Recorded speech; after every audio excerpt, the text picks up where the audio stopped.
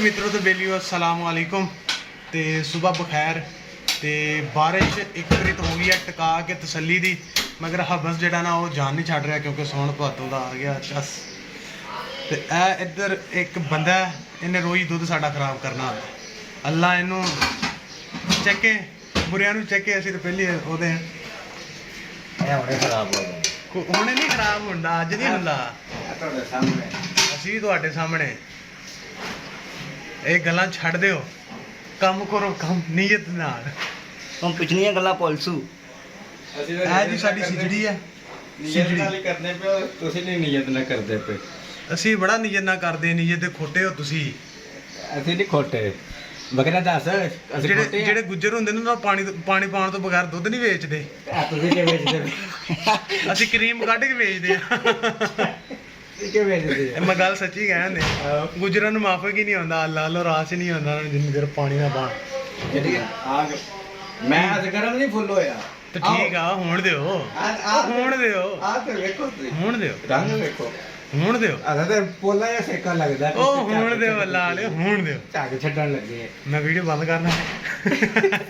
ਮੈਂ ਇੱਥੇ ਹੀ ਆ ਇੱਥੇ ਹੀ ਰਹੋ ਨਾ ਇੱਥੇ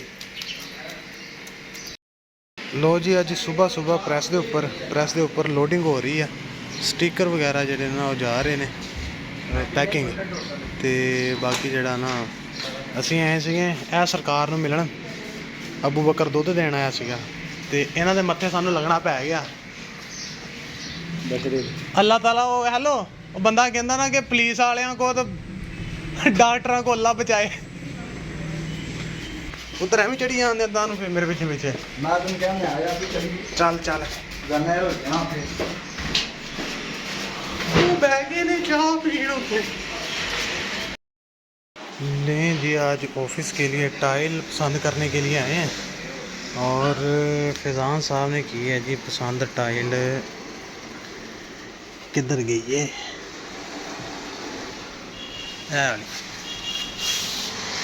वाली टाइल पसंद की ऑफिस ਵਿੱਚ ਲੱਗੇਗੀ ਤੇ ਦੂਸਰੀ ਜਿਹੜੀ ਪਸੰਦ ਕੀਤੀ ਸੀ ਉਹ ਬਲੈਕ ਕੀਤੀ ਸੀਗੀ ਹੁਣ ਦੇਖੋ ਕਿਹਦੀ ਸੁਣੀ ਜਾਂਦੀ ਹੈ ਕਿਹੜੀ ਲੈ ਹੁੰਦੀ ਹੈ ਲੋ ਜੀ ਟਾਇਲ ਦਾ ਪਤਾ ਕਰਨ ਤੋਂ ਬਾਅਦ ਬਲਕਿ ਪਤਾ ਕਰਦਿਆਂ ਫੈਜ਼ਾਨ ਸਾਹਿਬ ਨੂੰ ਲੱਗੀ ਭੁੱਖ ਤੇ ਕਾਕਾ ਬੱਲੀ ਖਾਏਗਾ ਸਮੋਸੇ ਭੁੱਖ ਤੇ ਨੋ ਕੰਪਰੋਮਾਈਜ਼ ਭੁੱਖ ਤੇ ਨਹੀਂ ਕੰਪਰੋਮਾਈਜ਼ ਕਰਨਾ ਭਾਈ ਇੱਕ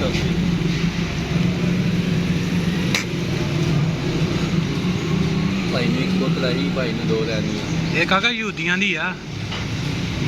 ਇਹਦੀ ਪੁੱਛ ਹੋਣੀ ਆ ਇੱਥੇ ਬਣਦੀ ਸਾਡੇ ਲਾਲ ਮੁਸੇ ਸਾਰਿਆਂ ਨੂੰ ਪਤਾ ਲਾਲੇ ਮੋਸੇ ਕੋਕ ਬਣਦੀ ਆ ਇਹ ਵਾ ਜੀ ਪਾਕਿਸਤਾਨ ਦਾ ਫਿਊਚਰ ਸਮੋਸੇ ਖਾਂਦੇ ਆ ਪੋਜ਼ ਵੀ ਚੈੱਕ ਕਰੋ ਉਧਰ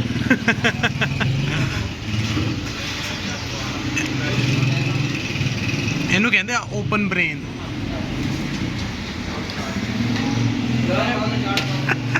ਕੀ ਹੋਇਆ ਆਸਮ ਸ਼ਾਹ ਕਹਿੰਦਾ ਸੀਗਾ ਮੈਨੂੰ ਟੇਸਟ ਆ ਜਾਂਦਾ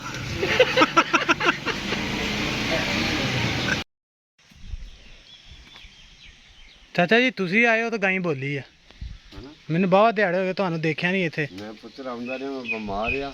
ਅੱਛਾ ਫਿਰ ਮੇਰਾ ਤੇ ਮੈਂ ਪਰਸੋਂ ਦਾ ਆਉਣਾ ਪਿਆ ਤੇ ਆਂਦੇ ਹੀ ਫੂਕ ਮਾਰਦੀ ਜਿਹੜੀ ਗਾਈ ਬੋਲ ਪਈ